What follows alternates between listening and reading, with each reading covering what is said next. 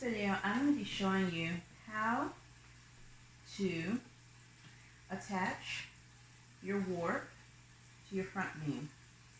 Now, what I'm going to be showing you is going to be applicable whether or not you're using the Saori warp or if you do your own warp and have wound it on and are ready, have threaded your heddles and are ready to attach. Now, just to be clear, I've already threaded my warp through my holes and my slots. Just for future reference, that is important. You must do that part first. And so now what I'm going to do is I am going to section off my warp to make it so that I can tie it to my front beam, which will allow me to be able to wind it onto the front beam, get ready to weave. So first thing I'm going to do is I am going to take my warp and I'm going to tie it in little bundles about 1 inch wide or so.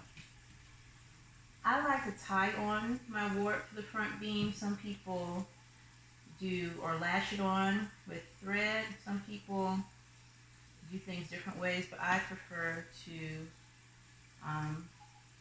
lash my warp on with thread. This will make more sense in a minute. And so that is what I'm going to do. Alright, so I'm just taking bundles that are about 1 inch wide, and I'm going to just make a little overhand knot at the bottom. I'm going back and forth because I just want to make sure that it's about the same amount on either side. And that if I have a bundle that's a little bit short or a little bit more, that it's in the middle and it's not on one of the sides. I'm just going to do this. Like that. Alright. I can do this as 1 or 2. I'm just going to go ahead and make this as 2 small ones as opposed to making that one big one. Okay. So now once I've done that, now what we're going to do is we're going to use this string to attach it to the front bar.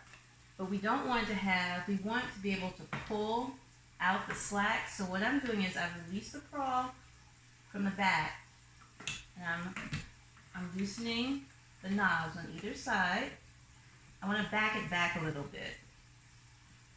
Back the warp back so my knots aren't so close to the front beam, because as you tension it, it's going to actually pull some of the slack out of your warp, and so you want to have some slack to pull out. Next thing I'm going to do is I'm going to take some yarn. I'm using cotton yarn. I tend to use cotton yarns for tying on because it doesn't have any give, doesn't have a ton of give in it. And so I'm going to pull out a length of cotton that's approximately about the width of my warp. And I'm going to count 1, 2, 3, 4, 5, 6, 7, 8, 9, 10. I'm going to go 10 lengths. So that's 1, 2, 3, 4, 5, 6, 7, 8, 9, 10. And then I'm going to double it. So put a little bit more and then I'm going to double it.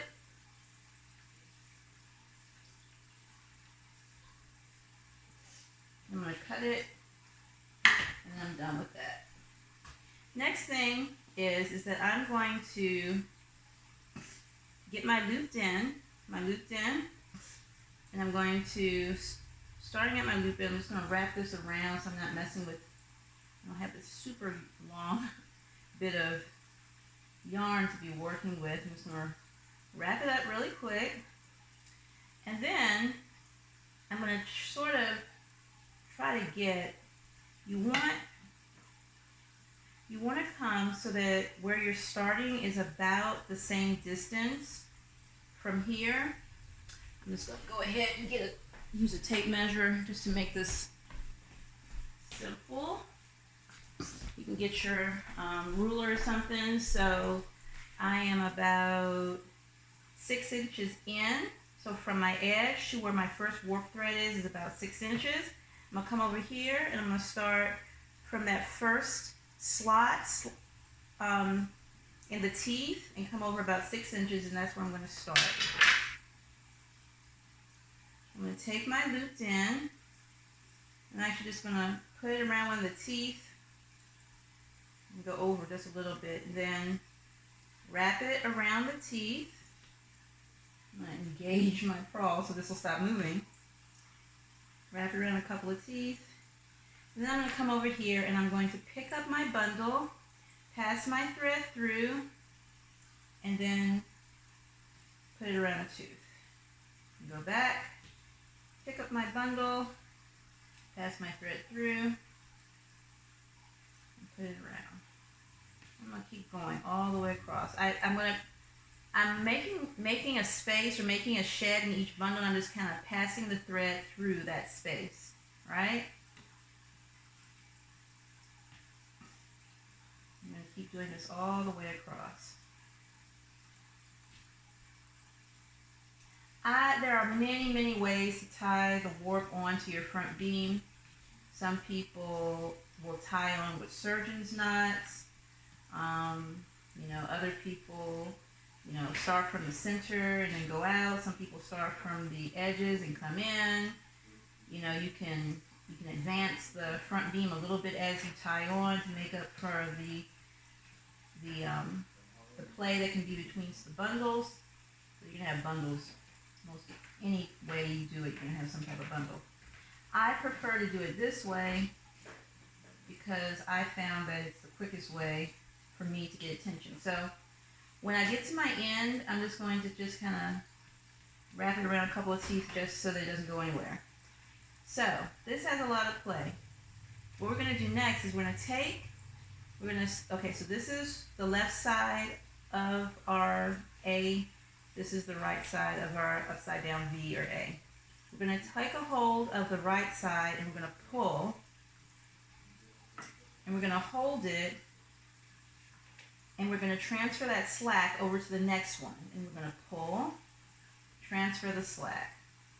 Pull, transfer the slack. You see there's a whole lot of slack. And as you pull, you're getting out a whole lot of the slack out of your warp. You're just going to keep doing this all the way across. Just pull. And sometimes you almost can undo it and then do it again. But as you pull, you just want to hold on to it. And as you go, you're going to take out more slack. And you just keep going across.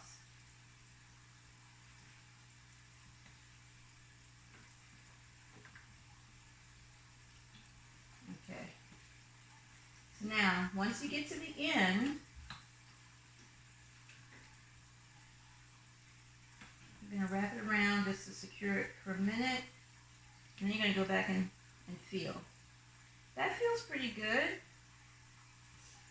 It feels pretty good. I'm going to see if there's a little bit more. You can always get a little bit more. So I'm going to go back one more time. Pull. Hold it. Pull. Hold it. Transfer the slack over. Pull. Transfer the slack over. Pull. Transfer the slack over. Pull. Transfer the slack over. Pull. I'm going to keep doing that. Keep doing it and going across. And then, when you get to the end, just take it and wrap it around these teeth. And that's good. That's pretty good. I'm happy. Alright, so now that I've done that, I got all this leftover yarn. So what I usually do is just kind of wrap it over top of all of them. And I'll usually reuse this yarn that I use to tension it on various projects. When I get done with one, I just undo it and roll it in a ball and use it for another one. And just kind of wrap it up like that, and we're done. Okay, so that's part one. I'm going to pause the video. I'm going to go back and get some waste yarn to work up or to spread my warp, and I'll start the video again and show you how I do that, and then show you how I advance the warp onto the front beam. So I'll be right back.